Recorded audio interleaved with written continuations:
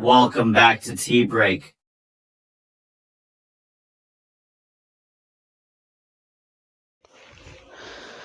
अस्सलाम वालेकुम, welcome back to tea break. आपका लुकमान सुलेमानी आपके सामने। व्यूअर्स कैसे हैं आप? ठीक हैं? उम्मीद है इंशाल्लाह ठीक होंगे। व्यूअर्स आप लोगों के सामने सियासी बीट के साथ, यानी सियासी बीट वाला सेगमेंट है। सियासी बीट के साथ टी ब्रेक में एक बात हमने ये करनी है कि फर्स्ट टिकटॉक जलसा, और था किसका? पीटीआई का, इमरान खान साहब की पार्टी का। दूसरी बात जो करनी है वो ये करनी है कि इमरान खान साहब को हराना कितना मुश्किल और कितना नामुमकिन। डिटेल से पहले रिक्वेस्ट जो करते होते हैं कि चैनल को सब्सक्राइब कर लें। सबसे पहले हम बात करते हैं जी इमरान खान साहब का कल टिकटॉक के ऊपर जो है वो पहला जलसा हुआ, और उन लोगों का दावा है और कहना ये है कि ये जलसा जो है ये कम से कम 5 मिलियन लोगों ने देखा है, यानी 50 लाख लोगों ने देखा है। ये एक बहुत ज़्यादा फॉलोइंग है और थोड़ी नहीं है, बहुत ज़्यादा फॉलोइंग है। अच्छा, अगर हम इसी चीज़ को लें कि इमरान खान साहब की पार्टी की पॉपुलैरिटी क्या है और दूसरी तरफ हम लें कि बाकी जमातों की पॉपुलैरिटी क्या है, इसमें हमें दो चीज़ें देखनी पड़ेंगी। एक चीज़ तो ये देखनी पड़ेगी कि पॉपुलैरिटी जो इमरान खान साहब की है ये किस जगह के ऊपर है। ये क्या सोशल मीडिया प्लेटफॉर्म्स के ऊपर है या फिज़िकली भी कोई मौजूद है? इस तरह की चीज़ भी है, क्योंकि दो तीन बातें हैं। देखें, एक कल सर्वे आया दोबारा से, उस सर्वे के अंदर नवाज शरीफ साहब को जो है वो पॉपुलर कहा गया, और पॉपुलैरिटी नवाज शरीफ साहब की 45% प्लस थी, और उसमें इमरान खान साहब की पॉपुलैरिटी भी 30 प्लस थी, लेकिन नवाज शरीफ साहब की 45 प्लस थी। इसी के साथ साथ अगर हम बात करें ना, तो आर्मी चीफ ने तुलाबा के साथ इंटरेक्शन किया, उनके साथ बातचीत की, उनके जो है वो एक सेशन किया। तो उस सेशन में एक सवाल किया गया कि सियासी हवाले से वो बताएं कि क्या देखते हैं वो सियासी हवाले से, और उन्होंने बोला यही था कि सियासी हवाले से मैं देखता हूं कि सियासी एक ताकतवर हल्के का काम है, यानी सियासतदान एक मजबूत होता है, ताकतवर होता है, यानी कोई भी वज़ीर आज़म। फिर दूसरा सवाल हुआ कि आप लोग वज़ीर आज़म को 5 साल तक टिकने क्यों नहीं देते? तो उनका वाज़े उधर कहना ये था कि देखें, जो एक मुल्क की सरहदों को माज़रत के साथ मुल्क की जड़ों को खोखला कर रहा हो, क्या उसको भी हम 5 साल तक ऐसे ही टिकने दें? तो दूसरा फिर उन्होंने साथ ही वाज़ेह तौर पे ये भी कहा कि देखें, इंडिया में इतनी अदम इत्मीनान की तहरीकें आई, कैंसिल हो गई, नहीं हो सकें। इसी तरह इंग्लैंड में हुई, हमारे इधर भी एक अदम इत्मीनान की तहरीक आई थी, वो कामयाब हो गई। दूसरी पार्टी जो है वो अपनी 172 की नशस्तें जो है वो शो नहीं कर सकी, उसको 172 का हिस्सा पूरा कर लेना चाहिए था, तो फिर ऐसा ना होता। यानी उनका वाज़ेह तौर पे पैगाम ये था कि देखें, ये पार्टियां जो होती हैं अपने पाँव के ऊपर खुद ही कुल्हाड़ी मार लेती हैं, और खुद ही कुल्हाड़ी मार के कोई ना कोई ऐसी हरकत कर देती हैं जिसकी वजह से उनका जो है वो इक़्तिदार सिमट जाता है, 5 साल तक नहीं रहता। एक बात। अच्छा, दूसरी बात, हम फिर उधर ही आएँ जो टिकटॉक का जलसा था उसके ऊपर अगर हम बात करें। इससे पहले भी 2 वर्चुअल जलसे जो है वो पीटीआई की जमात जो है वो कर चुकी है। वो 2 जलसे जो पीटीआई की जमात कर चुकी है ना, वो जलसे क्या हैं वो देखें। पूरे मुल्क में इंटरनेट बंद रहा, पता नहीं जलसों की वजह थी या वाकई तकनीकी खराबी थी, क्योंकि मुर्जा सुलंगी साहब का कहना तो यही था कि तकनीकी खराबी की वजह से बंद हुआ। लेकिन फिर उन्होंने सोचा और वो टिकटॉक के ऊपर उन्होंने जलसा किया। टिकटॉक के ऊपर जलसा, काफ़ी सारी फ़नी खराबी, तकनीकी खराबी और कम्युनिकेशन में काफ़ी सारा गैप रहा। क्यों? फर्स्ट जलसा था, आहिस्ता आहिस्ता ये। लेकिन इस चीज़ का पीटीआई को क्रेडिट देना पड़ेगा कि देखें, पीटीआई की जितनी फॉलोइंग है, इमरान खान साहब की जितनी फॉलोइंग है इंटरनेट के ऊपर, सोशल मीडिया के ऊपर, इतनी फॉलोइंग किसी की भी नहीं है, और कोई इतनी फॉलोइंग का सोच सकता भी नहीं है, बिल्कुल भी नहीं सोच सकता। अच्छा, एक बात ये। दूसरा, जो इन्होंने टिकटॉक का जलसा किया उसमें उन्होंने बाकायदा तौर पे अनाउंसमेंट की कि ये हमारे जो है वो हलकों से बंदे होंगे, और काफ़ी सारी उनके रहनुमाओं ने, जिनमें रहनुमा तो नहीं है इनके लेकिन वैसे इनके हामी हैं, जैसे महदूब शाहबुद्दीन जो एंकर भी हैं और यूट्यूबर भी हैं, उन्होंने भी बात की, शहबाज गिल साहब ने बात की, उनके काफ़ी सारे जो है वो आप कह लें रहनुमाओं ने बात की। अच्छा, फिर दोबारा इसी चीज़ का क्रेडिट उनको देना पड़ेगा कि देखें टिकटॉक के ऊपर जलसा करना, अगर हम ये नहीं मानते कि 50 लाख बंदा था, थोड़ा भी था यार, थोड़ा भी था, किया तो उन्होंने पहली दफ़ा ना पीटीआई ने, और कोई भी जमात किसी सूरत भी ऐसा कर सकी है, ये भी एक सवाल है, और आज तक कोई भी नहीं कर सकी, तो इसका मतलब है ये क्रेडिट भी पीटीआई के हक़ में जाता है। ये सारी चीज़ें देखते हुए इसका मतलब है कि कोई दो राय नहीं है ये कहने के मुताल्लिक़ कि पीटीआई की पॉपुलैरिटी सबसे ज़्यादा है।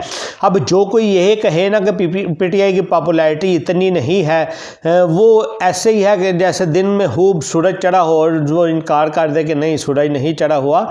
बहरहाल बहुत ज़्यादा उनकी पॉपुलैरिटी है, लेकिन इसमें दो फ़र्क है ना।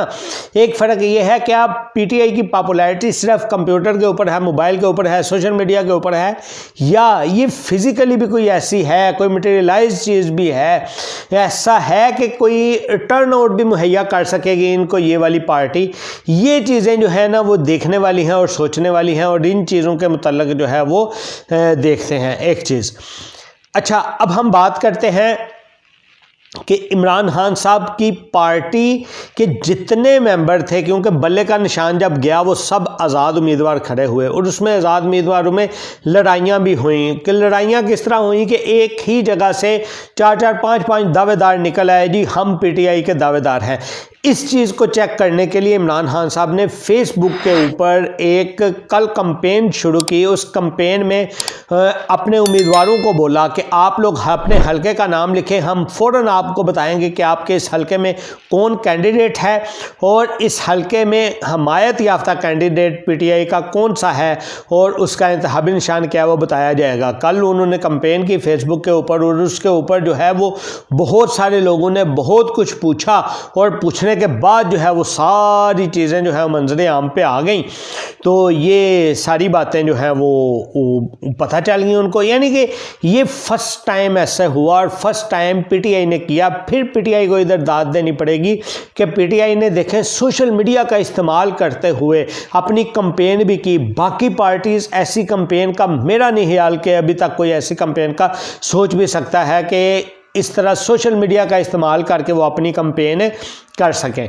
फिर इसके साथ साथ एक और चीज़ अगर हम देखी जाए, लेकिन फिर वही डिस्क्लेमर इधर कहना ये पड़ेगा कि जब वोटिंग का दिन आएगा, 8 फरवरी का दिन होगा, क्या उस वक्त भी ये सारी पॉपुलैरिटी जितनी इमरान खान के फॉलोअर हैं या जितने इमरान खान की ये सोशल मीडिया के ऊपर जितनी रीच है, ये सारी रीच क्या कोई फिज़िकली भी है, कोई मटेरियलाइज भी है, कोई ये बाहर आएगी, कोई टर्न आउट में इनका कोई किरदार होगा, कोई वोटिंग करेंगे। अच्छा, अब वोटिंग हो भी जाती है, वोटिंग हो के आज़ाद उम्मीदवार जीत भी जाते हैं, तो जीतने के बाद क्या होगा? जीतने के बाद ये होगा कि देखें अनाउंस कर दिया गया कि 3 दिन का टाइम होता है आज़ाद उम्मीदवार को कि किसी भी पार्टी से अपना इल्हाक कर लें, किसी भी पार्टी में शामिल हो जाएं। लेकिन पार्टी कौन सी होती है? पार्टी वो होती है जो इलेक्शन कमीशन ने अनाउंस की होती है, इलेक्शन कमीशन ने जिसका इंतखाबी निशान इशू किया होता है। चूँकि पीटीआई के साथ तो ऐसा नहीं है, पीटीआई वैसे तो रजिस्टर्ड जमात है, लेकिन बगैर किसी लीडर के रजिस्टर है,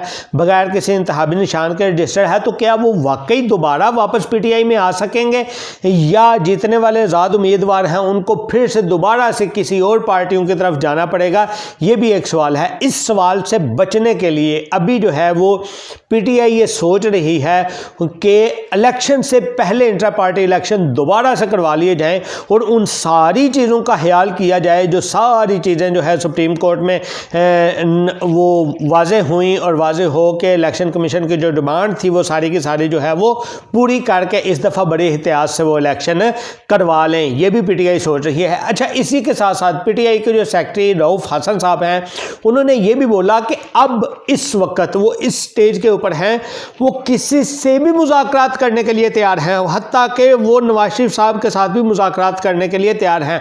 हालांकि हिस्ट्री में आपको याद होगा कि पीटीआई के साबिक चेयरमैन, बानी चेयरमैन इमरान खान साहब कहा करते थे, मैं इनके साथ नहीं बैठूंगा, मैं इनको एन और नहीं दूंगा, ये फलां होगा, ऐसा होगा, वैसा होगा, ये नहीं, इस तरह की बातें करते रहे।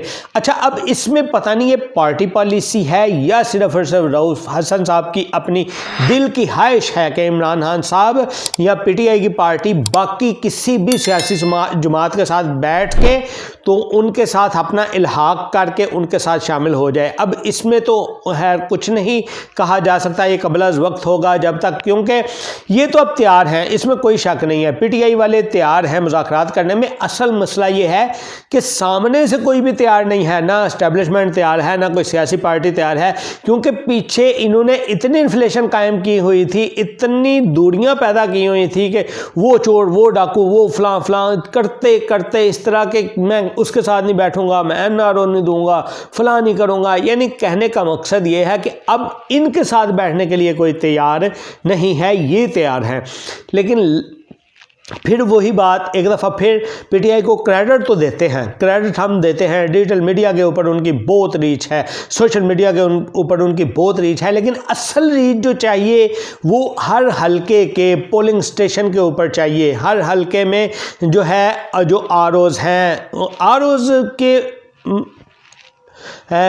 अंडर पोलिंग स्टेशन जो है, पोलिंग एजेंट जो है, यानी पोलिंग वाले दिन असल रीच की ज़रूरत है। अब ये पता चले कि ये सारी जितनी सोशल मीडिया की रीच है ये मटेरियलाइज हो सकती है, उस दिन आती है, टर्न आउट होता है, वोटिंग करेंगे। कल का जो सर्वे आया उस सर्वे के मुताबिक तो 67% लोगों ने बोला कि हम वोट का नहीं, 77% लोगों ने बोला कि हम वोट कास्ट करेंगे।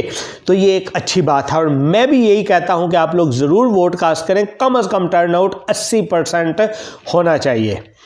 तो एक चीज़, ये बहुत ही बड़े दिनों के बाद आप लोगों के साथ जो है वो ये सियासी बीट की है और क्रेडिट तो देना पड़ेगा। मैं थंबनेल के ऊपर भी लगा दूंगा कि इलेक्शन से पहले इलेक्शन, दूसरा जो है वो ये बता देंगे कि टिकटॉक का जो है वो जलसा पीटीआई का, और पीटीआई का नाम मैं क्यों थंबनेल के ऊपर भी ले रहा हूं मैं भी बताता हूं। देखें, इसका यही बहुत सबूत है पीटीआई की सोशल मीडिया रीच का, डिजिटल मीडिया रीच का, कि जब भी हम पीटीआई का नाम इस्तेमाल करके अपने थंबनेल के ऊपर भी लगाते हैं ना, व्यूज़ बढ़ते हैं, व्यूवरशिप आती है, सब्सक्राइबर बढ़ते हैं, वॉच टाइम आपका बढ़ता है। यानी ये सारी बातें इस चीज़ का सबूत हैं कि अगर किसी पार्टी का होल्ड है डिजिटल मीडिया के ऊपर तो वो सिर्फ पीटीआई है और कोई नहीं है। यानी इनकी इतनी फॉलोइंग है, ये नहीं कि इसको बिल्कुल नहीं जुटलाया जा सकता कि इनकी फॉलोइंग नहीं है, लेकिन असल चीज़ ये है, क्या ये लोग सिर्फ मोबाइल और कंप्यूटर पर बैठ के फॉलोइंग करते हैं या फिजिकली भी इसमें शामिल होते हैं, कोई अपना रिजल्ट निकलवाते हैं वोटिंग वाले दिन या नहीं निकलवाते। असल चीज़ तो ये देखने वाली है। मिलते हैं जी नेक्स्ट वीडियो में, अपना बहुत सा ख्याल रखिए। अल्लाह हाफिज़।